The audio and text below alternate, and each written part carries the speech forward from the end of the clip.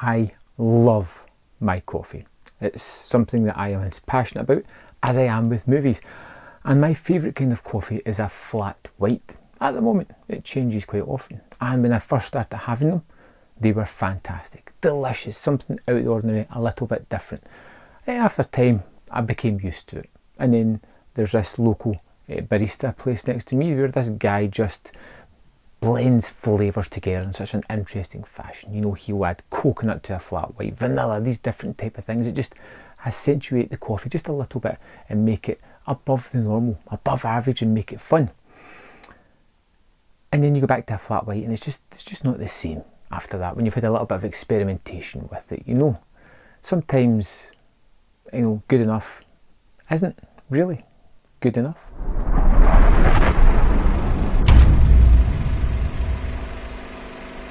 The 21st Marvel movie to be released in cinemas, Captain Marvel. It stars Brie Larson as Carol Danvers. The person who at the start of this movie we meet already has these powers, is training as part of the Kree Special Forces, as it seems, destined to fight this scurrilous army of Skrulls, who are shape-shifting monsters that take forms of people and invade a planet, take over all the powerful positions and just rule from their disguise.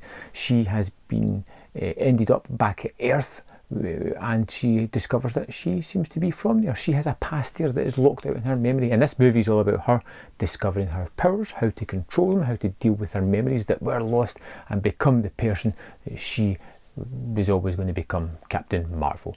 It is another Marvel movie to hit the big screens, and it is fine. Perfectly fine.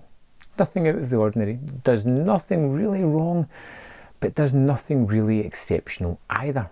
And that's the thing that I'm finding with some of these Marvel movies. Every now and again, you will stumble across one that does something exceptional within its field, like Captain America, the Winter Soldier. Fantastic. Avengers Infinity War, out of the ordinary, exceptional, truly fantastic. Thor Ragnarok, completely different, kind of wacky, a lot of fun. Guardians of the Galaxy.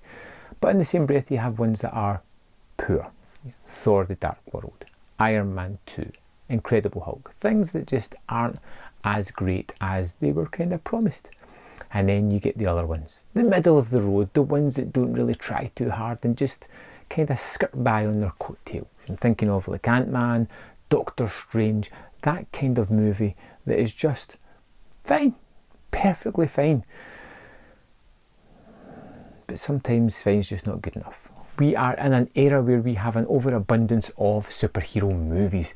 You know, this isn't something that's rare anymore, and they are generally very good movies. I seem to have a lot of fun with most of the Marvel movies. Captain Marvel is a movie that's perfectly fine. It gives me Brie Larson smirking and throwing one-liners that don't often land. You have Samuel L. Jackson being very Samuel L. Jackson-y and doing perfectly fine with that.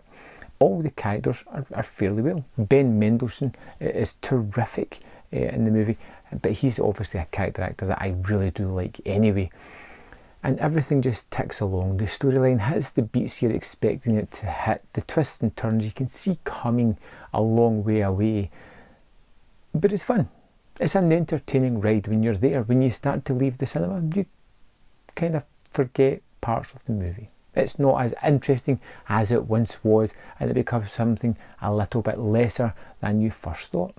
This is leading on to Endgame, which I'm sure will be an exceptional movie, but it feels like a character that has been thrust into it with a quick backstory and then quickly getting her out of that universe as it doesn't disrupt the rest of the movies that came, so that she can come into Avengers Infinity War and hopefully save the day, which I'm sure will probably happen.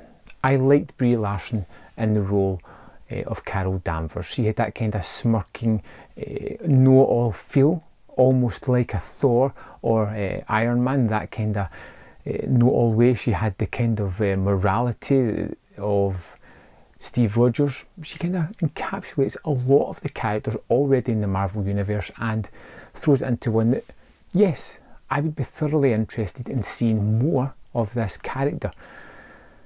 And hopefully something a little bit more interesting.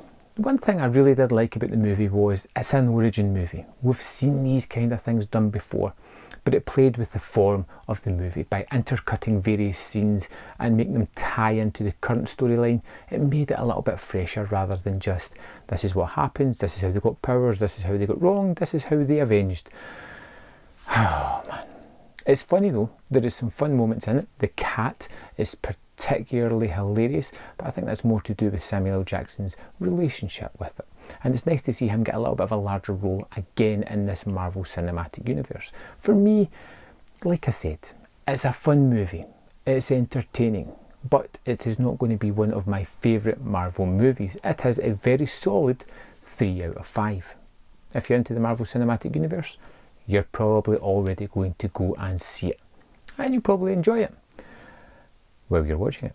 I'd love to know your thoughts on the movie. Let me know in the comment box below, and I will see you next time on Man vs Film.